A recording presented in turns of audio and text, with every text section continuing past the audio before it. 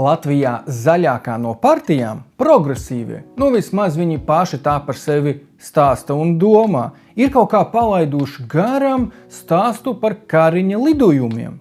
Pirmkārt, progresīvie neies kost rokā, kas tos baro, jo kurš tad vēl paņems tādus jampampiņus koalīcijā?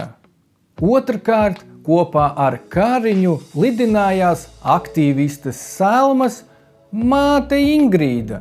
Neies taču uz māti bļaut, jo tad jau neskatoties uz to, ka tu esi liela aktīviste un uz Stambulas konvenciju, var no māmuliņas dabūt arī ar siksnu pa pakaļu. Selma gan taisnojās, ka māte esot vienkārša ierēdne un nesaprotot, ko dara, tik izpilda Kariņa pavēles. Arī mazgadīgie marksisti mēli ir norijuši, šāda cīņa pret CO2 viņus neinteresē.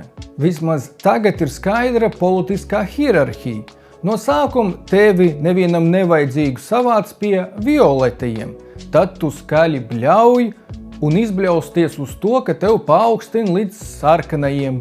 Bet sarkanie, ja labi kalpo un bučo to, kas ir jābučo, tie iespējams kādreiz nokļūst arī pie salāt zaļajiem, lidināties kopā ar Kariņu.